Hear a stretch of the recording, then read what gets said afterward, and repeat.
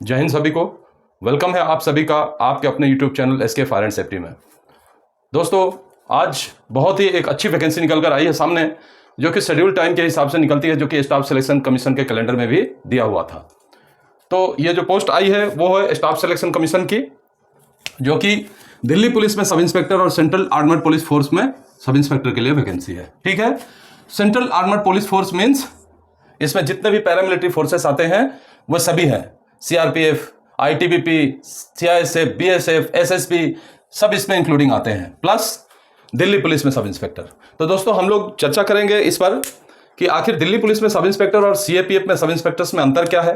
ठीक है, वैकेंसियां कितनी निकल कर आई हैं, क्वालिफिकेशन क्राइटेरिया क्या है, तो इन सब चीज़ों पे हम लोग विस्तार पूर्वक चर्चा करेंगे। तो दोस्तों, ये जो वैकेंसी आई हुई है ये है, जैसा कि मैंने बताया, एसआई इन सीएपीएफ यानी सब inspector in central armoured police force and Delhi police, level 6 की वैकेंसी है। लेवल 6 मीन्स 35,400 की बेसिक वाली। ठीक है, सेंट्रल गवर्नमेंट का जो स्केल है वही स्केल है, और 35,400 से 1,12,600 तक इसकी जो है सैलरी रहने वाली है। ठीक है, तो इस पर हम लोग थोड़ा बाद में चर्चा करेंगे। अभी हम लोग बात करते हैं कि टोटल पोस्ट कितनी है। तो टोटल पोस्ट है 3,073, 3073। दिल्ली पुलिस में जो मेल की वैकेंसी है वो 142। ठीक है, जो फीमेल की वैकेंसी है वो है 70। टोटल 212 वैकेंसी कहाँ है? दिल्ली पुलिस में। ठीक है, सिर्फ दिल्ली पुलिस में 212 वैकेंसी है। क्लियर। अभी हम लोग बात करेंगे सीआरपीएफ की। तो सीआरपीएफ में 1029 यानी कि 1029 पोस्ट आई हुई है। बीएसएफ में यानी 223 पोस्ट आई हुई है, यानी 223। बात करेंगे ITBP Indo Tibetan border police में 2033 पोस्टें आई हुई हैं, 233 यानी कि 233 पोस्टें आई हुई हैं। बात करें सेंट्रल इंडस्ट्रियल सिक्योरिटी फोर्स यानी सीआईएसएफ की, तो इसमें 1294 यानी कि 1294 पोस्ट आई हुई है। और बात करें एसएसबी, तो इसमें जो है सशस्त्र सीमा बल में 82 वैकेंसी आई हुई है, यानी कि 82। तो दोस्तों, यहाँ पे जो सीआरपीएफ, बीएसएफ, आईटीबीपी, सीआईएसएफ और एसएसबी, इन सभी वैकेंसियों में मुझे ऐसा लगता है कि सबसे अच्छी और सबसे ज़्यादा वैकेंसी है CRPF, central reserve police force and central industrial security force, CISF में। ठीक है, तो अभी ये सभी वैकेंसियों को मिलाकर आप देखें तो 2861 जो है वो सीएपीएफ के सब इंस्पेक्टर की पोस्ट है और 212 दिल्ली पुलिस की। ठीक है, टोटल मिलाकर 3073 यानी कि 3073 पोस्टें आई हुई है। ठीक है, अब हम लोग बात करेंगे इसके आवेदन करने का शुरुआत कब से हो रहा है। तो दोस्तों, ये जो है ना, ऑनलाइन एप्लीकेशन शुरू हो रहा है आपका 26 सितंबर 2025 से। क्लियर। और लास्ट डेट इसका कब तक है ना? 16 अक्टूबर 2025। क्लियर। और इसकी जो भूल सुधार है, यानी कि आपने मान लीजिए कोई गलती कर दी है तो उसको भी सुधारने का मौका दिया गया है। वो कब तक दिया गया है? 24 अक्टूबर टू 26 अक्टूबर। इस दौरान आपका विंडोज खुल जाएगा और विंडोज पे जाके ऑनलाइन आप ये करेक्शन कर सकते हैं, जो भी गलतियां किए हैं उसमें कर सकते हैं। अब बात करें फीस की, तो फीस इसका 100 रुपया लगने वाला है। सिर्फ किसको? ना general, EWS and OBC candidates को। ठीक है, बाकी सभी को 100 रुपए की छूट है, चाहे वो एक सर्विसमैन हो, चाहे वो महिला हो, चाहे वो रिजर्वेशन कैटेगरी के लोग हों। ठीक है, चलिए, तो अभी ये फीस जो है वो कब तक दे है? तो फीस को आप लोग जो है वो 17 अक्टूबर तक ऑनलाइन जमा कर सकते हैं। ठीक है, 16 अक्टूबर जो है 2025 क्या है? इसका लास्ट डेट है अप्लाई करने का। लेकिन 16 अक्टूबर को अप्लाई करने के बाद आप करेक्शन कर सकते हैं 24 अक्टूबर और 26 अक्टूबर के बीच। और 100 रुपए का जो फीस है वो आप 17 अक्टूबर तक दे सकते हैं। क्लियर। चलिए, अभी हम लोग बात करेंगे इसका एजुकेशन क्वालिफिकेशन की। ठीक, तो जो यहाँ पर दिल्ली पुलिस एंड सीएपीएफ दोनों के लिए थोड़ा सा एजुकेशन क्वालिफिकेशन में डिफरेंस आने वाला है। दिल्ली पुलिस की अपन बात करें तो ग्रेजुएशन, ठीक है, प्लस एलएमबी यानी कि लाइट मोटर व्हीकल लाइसेंस होना चाहिए, कार और मोटरसाइकिल ड्राइव करने का। ठीक है, एलएमबी लाइसेंस होना चाहिए। ठीक है, ये दिल्ली पुलिस के लिए। और यहाँ पे बात करें अगर हम लोग सीएपीएफ के लिए, कि जिसके पास लाइसेंस नहीं है एलएमबी, सिर्फ ग्रेजुएशन है, वो सीएफ के लिए एलिजिबल है। ठीक है, और CAPF central armoured police force के लिए यानी पैरामिलिट्री फोर्स के लिए एलिजिबल है। ठीक है, अब हम लोग देखिए यहाँ पे थोड़ा सा डिस्कशन करेंगे कि जो ग्रेजुएशन ये लोग मांगे हैं, इसमें कई जगह क्या होता है, आपको ओपन जो स्कूलिंग से आप लोग डिग्री लेते हो या डिस्टेंस लर्निंग से लेते हो, वो मान्यता प्राप्त नहीं होता है। यहाँ पे भी क्या है, कुछ कंडीशनों में तो ओपन स्कूलिंग को मान्यता दिया गया है, और खास करके जैसे कोई बीटेक या डिप्लोमा डिग्री वगैरह लिया हुआ है तो उसको इंदिरा गांधी नेशनल यूनिवर्सिटी से जब 2009-10 में जिसने एडमिशन लिया है उसको मान्यता प्राप्त किया गया है। लेकिन बाकी जो डिग्रियां हैं, आर्किटेक्चर हो गया, एग्रीकल्चर हो गया, इन सब डिग्रियों को इन्होंने मान्यता नहीं दिया है। तो Indira Gandhi national open university वाले इसको अप्लाई कर सकते हैं, और वो भी कुछ कंडीशंस में। तो इसके जो है डिटेल के लिए आप नोटिफिकेशन गजट जो निकला हुआ है उसमें एजुकेशनल क्राइटेरिया जो मांगा हुआ है उसको डिटेल में आप देख सकते हैं। क्लियर? चलिए अभी हम लोग बात करेंगे एज की। तो यहाँ पर एज रहने वाली है वो आपकी रहने वाली है 20 से 25 साल। किसके लिए? जनरल, EWS, ठीक है, जनरल के लिए आप मान के चलिए 20 से 25 साल। ठीक है, बाकी जो SC/ST कैंडिडेट्स हैं उन लोगों को छूट है कितना? 30 ईयर्स तक। ठीक है, जो OBC कैंडिडेट है उनको छूट है 28 ईयर्स तक। क्लियर? जो महिला हैं, विडो हैं, जैसे कि विडो है ना, डिवोर्सी, ठीक है, और जो लीगली सेपरेटेड रह रही है, यानी कि कानून से लेकर लीगल अपने हस्बैंड से अलग रह रही हैं, और जिन्होंने शादी नहीं किया है उनको 35 ईयर्स तक की छूट है। क्लियर? अगर विडोज डाइवर्सी महिला SC/ST है तो 40 साल तक छूट है, अगर OBC है तो 38 ईयर्स तक छूट है। क्लियर? जो गवर्नमेंट का जो रूल है उसी रूल के हिसाब से सब कुछ है। अब बात करें हम लोग एक सर्विसमैन की, तो जो एक सर्विसमैन कैंडिडेट है उन लोगों को उनकी जितनी भी लेंथ हुई सर्विस की, जितना उन्होंने आर्मी, एयरफोर्स, नेवी में सर्विस किया है उस सर्विस में प्लस उसको माइनस करके +3 ईयर्स आप ऐड कर दीजिए, उतना इनको छूट मिलेगा। ठीक है ना? और बात करें डिपार्टमेंटल कैंडिडेट्स की, जो ऑलरेडी दिल्ली पुलिस वगैरह में या CAPF में है, तो उन लोगों को, जो जनरल कैंडिडेट है उनको 30 साल की छूट मिलेगी। ठीक है, और जो SC/ST कैंडिडेट्स हैं उनको 40 साल तक, 35 ईयर्स तक, और जो OBC कैंडिडेट्स हैं उनको 33 ईयर्स तक छूट मिलेगी। कौन? जो डिपार्टमेंटल कैंडिडेट है। क्लियर? तो देखिए दोस्तों, ये चीज़ें आपको माइंड में बियर करके पहले और फिर फॉर्म को अप्लाई करना होगा। जो पहले से कैंडिडेट्स जो अप्लाई कर चुके हैं उनको तो सब कुछ पता है, लेकिन जो नए कैंडिडेट्स हैं जो पहली बार जो CAPF Delhi police sub inspector के लिए अप्लाई कर रहे हैं, वो लोग सारी चीज़ों को डिटेल में आप पढ़ लें। डिटेल में देखकर नोटिफिकेशन का लिंक मैं डाल दूंगा नीचे, कंटेंट के नीचे लिंक डाल दूंगा, वो देख के आप लोग पढ़ लीजिए, और पढ़ने के बाद ही इसको अच्छे तरीके से अप्लाई करें। चलिए अब हम लोग बात करेंगे कि इसका जो सेंटर है, एग्जामिनेशन सेंटर, वो कहाँ कहाँ पढ़ने वाला है। तो दोस्तों यहाँ बात करेंगे हम लोग कि स्टाफ सिलेक्शन कमीशन ने ऑल इंडिया में 9 रीजन बनाए हुए हैं। ठीक है, कितने रीजन? 9 रीजन। तो हम लोग बात करेंगे हर रीजन के बारे में। तो सबसे पहले हम लोग बात करेंगे सेंट्रल रीजन। ठीक है, CR बोलते हैं इसको, सेंट्रल रीजन। ठीक है, उसके बाद हम लोग बात करेंगे ईस्टर्न रीजन की। उसके बाद हम लोग बात करेंगे Karnataka Kerala region, KKR region बोलते हैं इसको। ठीक है, फिर हम लोग बात करेंगे MPR, प्रदेश रीजन। ठीक है ना?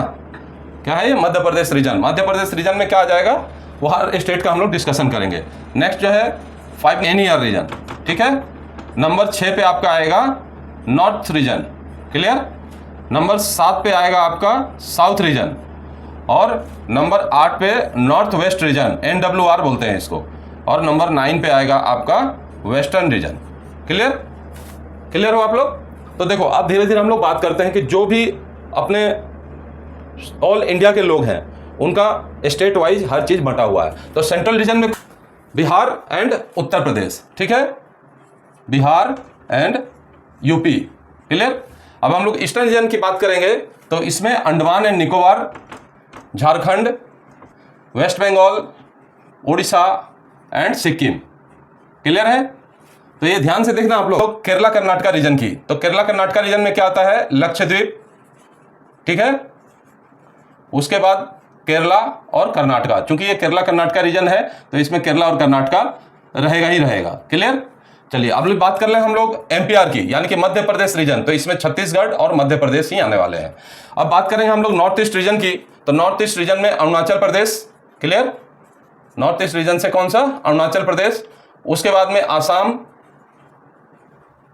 मणिपुर, मेघालय, मिजोरम,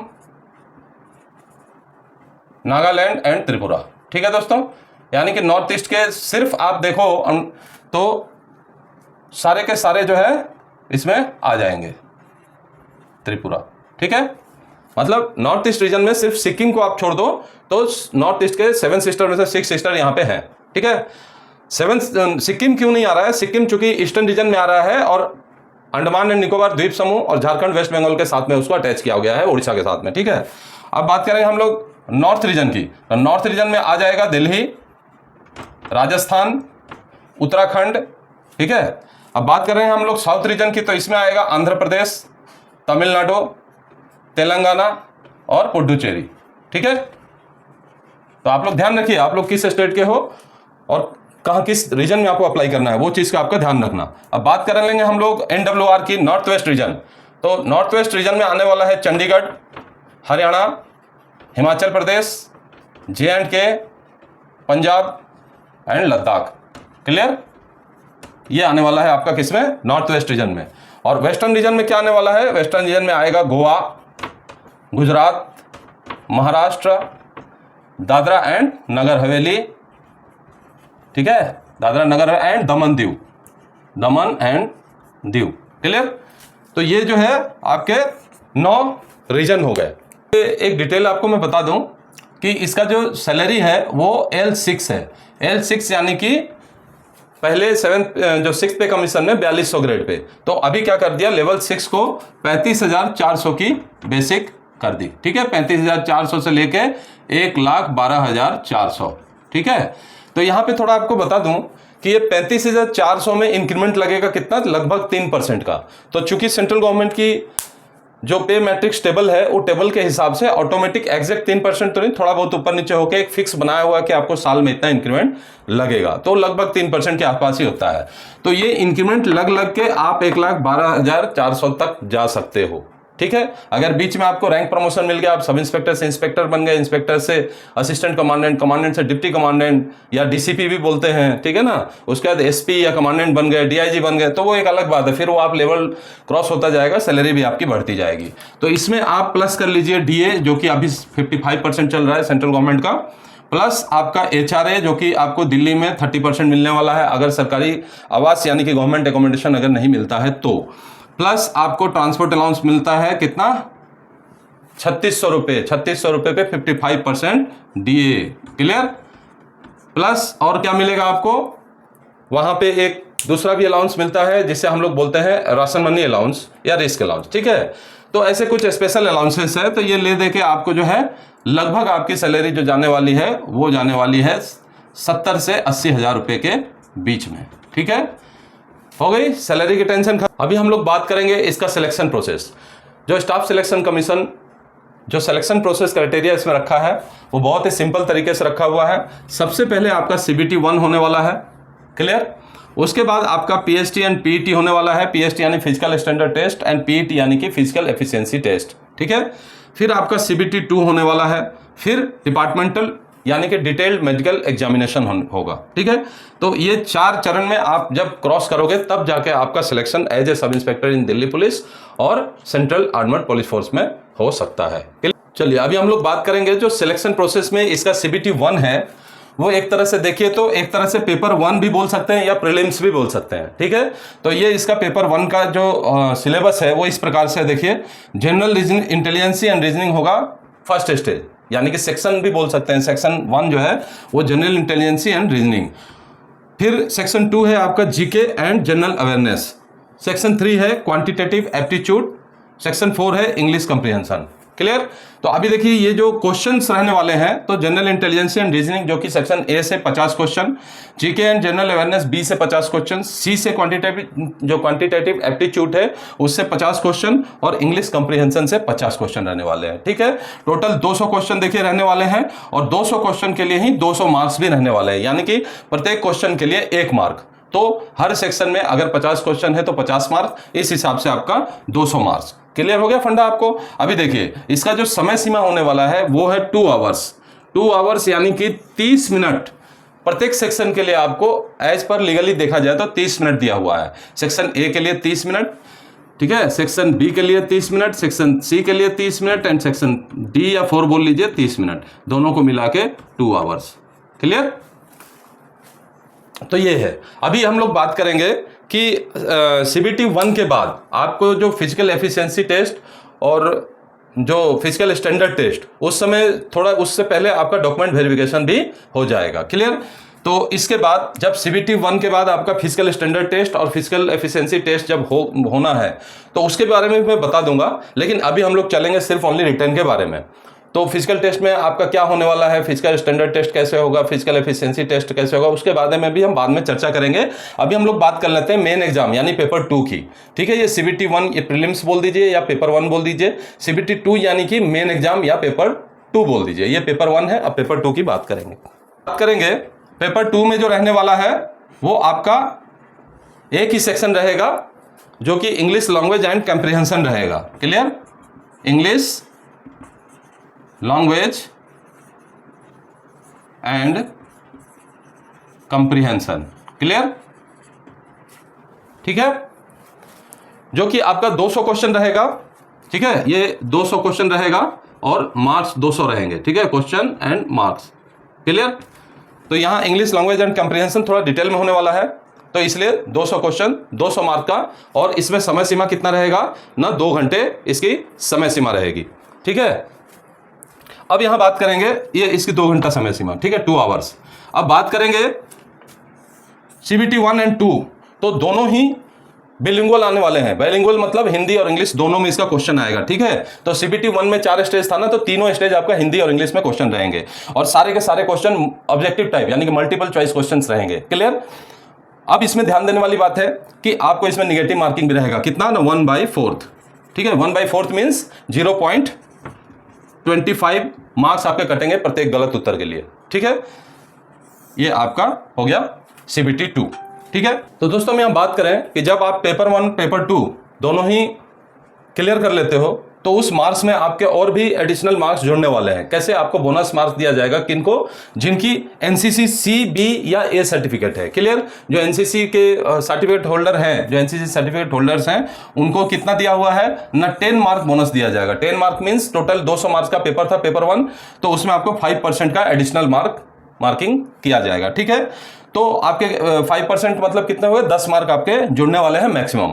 उसके बाद NCC B सर्टिफिकेट वालों का 6 मार्क्स जुड़ने वाला है, जो कि टोटल में से 3% मार्क हुआ, 200 में से 3% यानी कि 6 नंबर। और NCC A वालों का जुड़ने वाला है 4 मार्क्स। तो ये bonus marks NCC certificate holders को मिलेंगे, ध्यान रखिएगा, ये आपको मेरिट बनाने में बहुत ही हेल्प करेंगे। तो NCC सर्टिफिकेट वालों के लिए तो बल्ले बल्ले हो गई, उनकी तो मेरिट में टैली होने का मतलब नहीं, वो आगे निकल जाएंगे, है ना। तो इस चीज़ों को आप ध्यान रखिएगा। तो यहाँ पे ध्यान रखिएगा, जो भी बच्चे शुरू से ही फोर्स के लगन में हैं, जो फोर्स की मतलब वर्दी पहनना चाहते हैं, कंधे पे स्टार लगाना चाहते हैं, वो लोग जिन्होंने NCC ज्वाइन किया है इसी सपने को लेकर, उनका सपना साकार होने वाला है, क्योंकि गवर्नमेंट ने NCC वालों को बोनस मार्किंग भी दिया है। जो दिल्ली पुलिस में फिजिकल स्टैंडर्ड टेस्ट क्या रहने वाला है, यानी कि हाइट और चेस्ट का मेजरमेंट कैसे रहने वाला है। तो दोस्तों बात करेंगे दिल्ली पुलिस में जो मेल कैंडिडेट्स हैं, जो जनरल कैंडिडेट्स हैं, जो मेल जनरल है, उनके लिए 170 सेंटीमीटर 170 सेंटीमीटर हाइट और 80 सेंटीमीटर नॉन एक्सपांडल और एक्सपांसन करने के बाद 85 सेंटीमीटर चेस्ट रहने वाला है। ठीक है, यानी कि हाइट 170 सेंटीमीटर और चेस्ट बिना फुलाए 80 सेंटीमीटर और फुलाने के बाद 85 सेंटीमीटर, यानी सीना फुलाने के बाद 5 सेंटीमीटर का मेजरमेंट एक्स्ट्रा होना चाहिए। क्लियर, अभी हम लोग बात करेंगे जो हिली एरियाज में हैं, जो हिली एरियाज में रहते हैं उनके लिए छूट है। तो उनके लिए दोस्तों 165 सेंटीमीटर रखा गया है। जो हिली एरियाज के हैं उनके कितना, 165 सेंटीमीटर।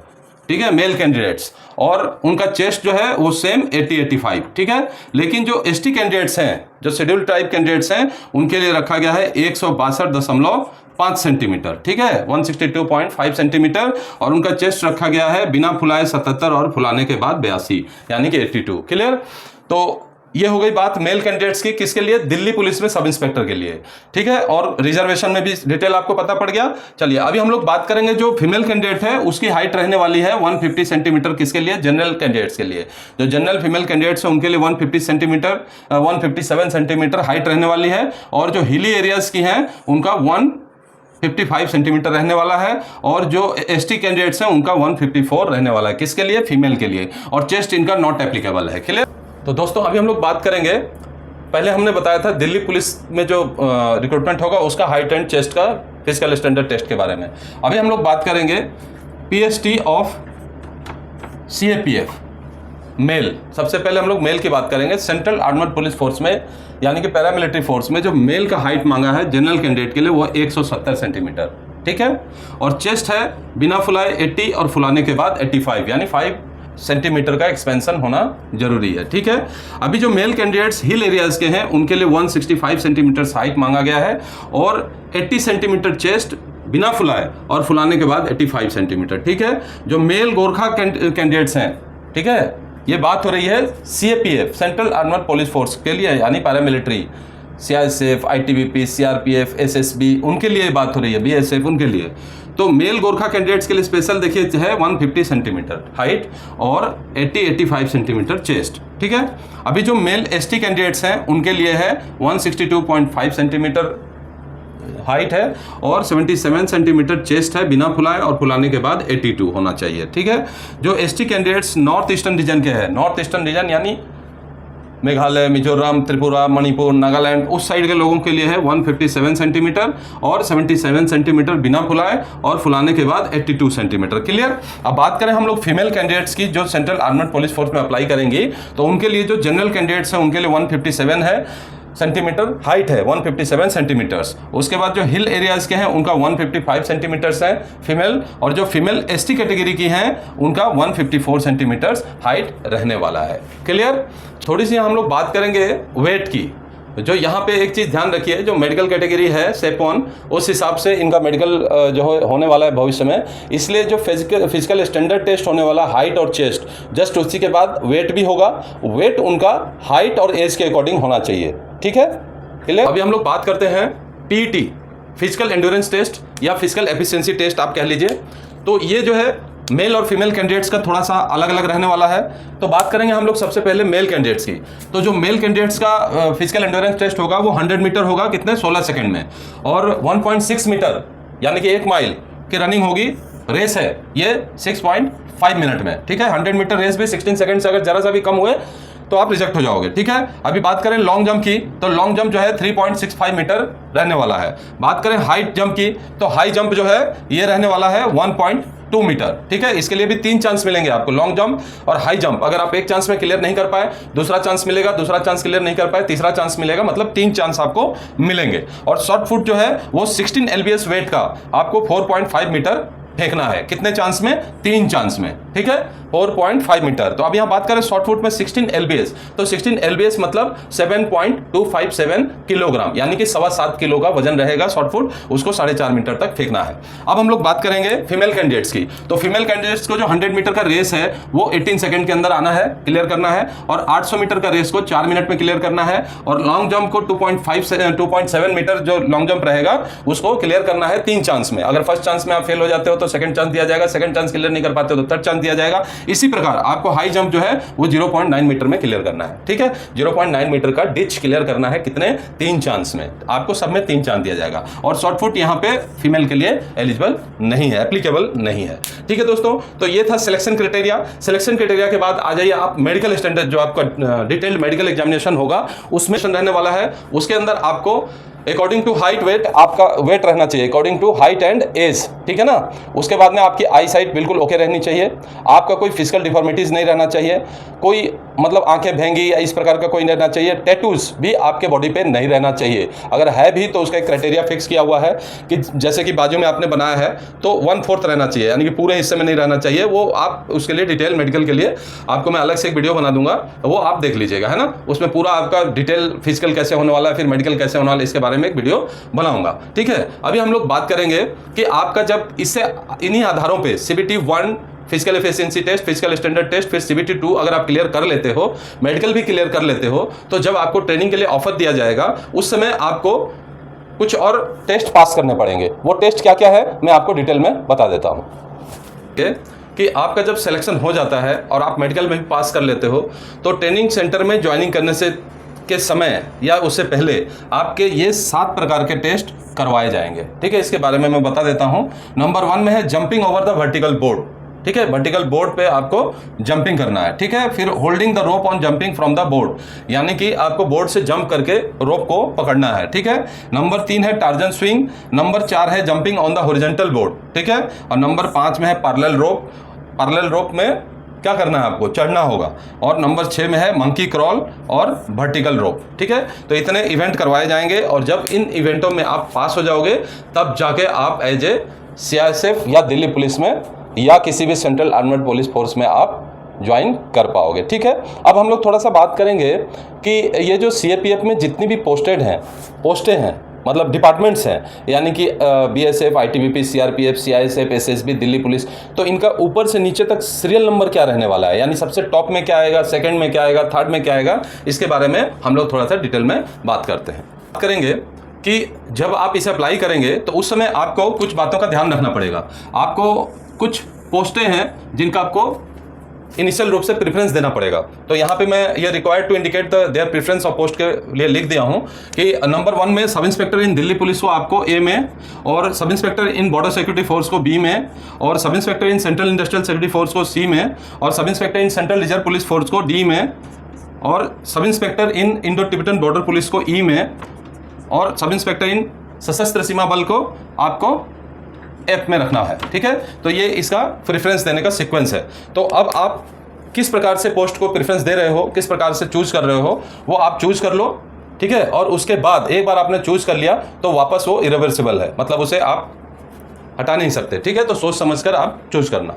हम लोग बात करते हैं कि आपका जो भी रिटन टेस्ट आपने दिया है, पेपर 1 एंड पेपर 2, इसी के आधार पर आपका जो है मेरिट लिस्ट बनने वाला है। तो अब हम लोग बात करेंगे कि अगर आपने पेपर 1 या पेपर 2 में अगर जनरल कैंडिडेट हो, यानी अंडर रिजर्व में जो पोस्ट में अप्लाई किए हुए हैं, उनको 30% मार्क्स लाना जरूरी है। ठीक है, और OBC और EWS के कैंडिडेट्स हैं, उनको 25% मार्क्स लाना जरूरी है, और अदर कैटेगरी जो हैं उनके 20% लाना जरूरी है। अगर आपका इससे कम मार्क है तो आप फेल हो जाओगे।